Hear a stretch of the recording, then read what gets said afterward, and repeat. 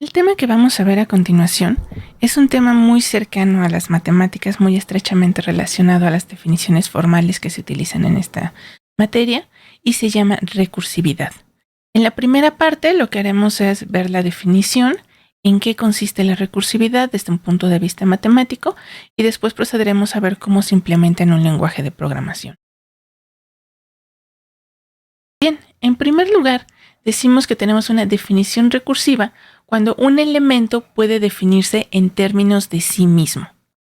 Puede sonar un poco chistoso, pero sí, así funciona. Entonces, como se va a definir en términos de sí mismo y no queremos que se quede como que es un puerco, pues es un cochino y que es un cochino es un puerco, sino que efectivamente queremos dar a entender qué es, necesitamos aclarar un poco cómo va a funcionar esta idea del sí mismo.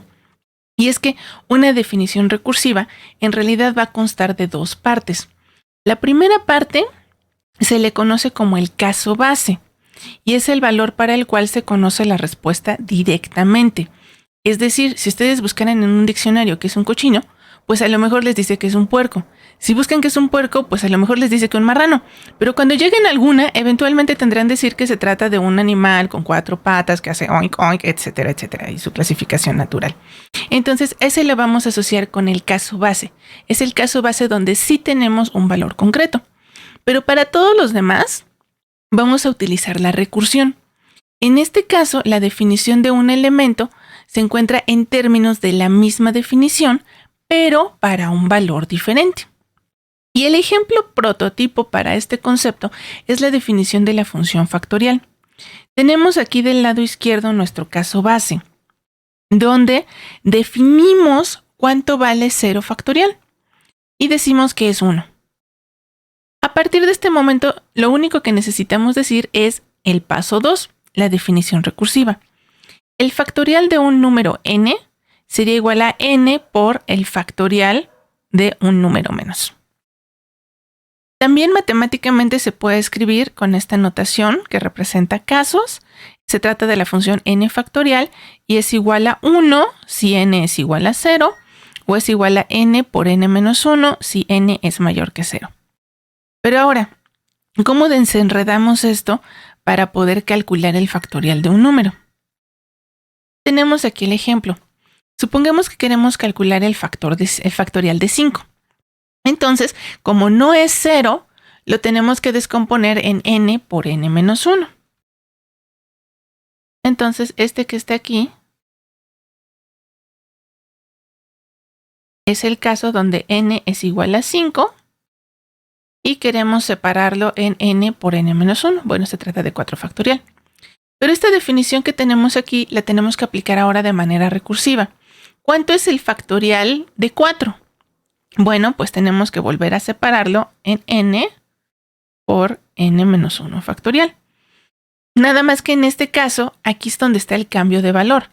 En este caso, n era igual a 5. En el caso de acá abajo, n es igual a 4. Entonces, volviendo a aplicar la definición, bueno, sería 4 por 3 factorial. Y tenemos que aplicar esto recursivamente.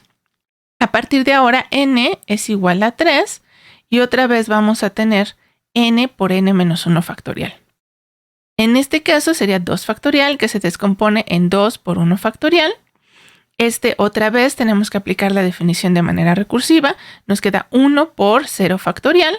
Y aquí es donde llegamos al caso importante, que es el caso base, porque aquí sí ya sabemos cuánto vale. Entonces ya podemos sustituir ahora ese 0 por un 1. Ya no hay más llamadas recursivas y ya es posible realizar el cálculo. Ya que se realizaron todas las sustituciones, entonces podemos multiplicar 5 por 4 por 3 por 2 por 1 por 1 y esto nos daría el total de 120.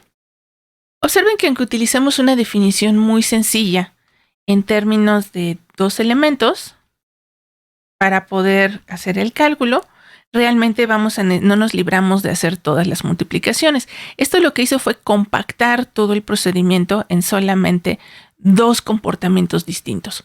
Cuando devolvemos un valor o cuando explicamos cómo se va a realizar el cálculo.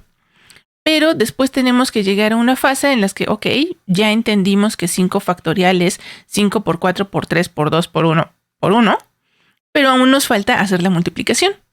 Entonces, Bueno, ahora vamos a tener que ver cómo procedemos operativamente a realizar esta tarea. Antes de eso, una pequeña nota. A veces es conveniente definir más de un caso base para reducir el número de llamadas recursivas o para poder especificar completamente una función. Ese es el caso, por ejemplo, cuando decidimos que no queremos regresar hasta 1 por 1, estoy multiplicando 2 veces por 1, como que se ve un poco sin sentido. Entonces podemos hacer lo siguiente. Podemos definir que si n es igual a 0, entonces vale 1, pero también podríamos definir de una vez directamente que si n es igual a 1, pues ya conocemos el valor del factorial. Después tenemos la parte recursiva. Entonces ahora ya resulta pues hasta familiar, ¿no? Esta es la definición que nosotros conocíamos desde siempre. 5 factorial es 5 por 4 por 3 por 2 por 1. Y el caso especial en el que n es igual a 0 también queda definido como que el factorial de 0 es 1. Y con esto terminamos de ver la idea básica desde el punto de vista matemático. Lo que sigue a continuación es entonces cómo se hacen estas operaciones en un lenguaje de programación.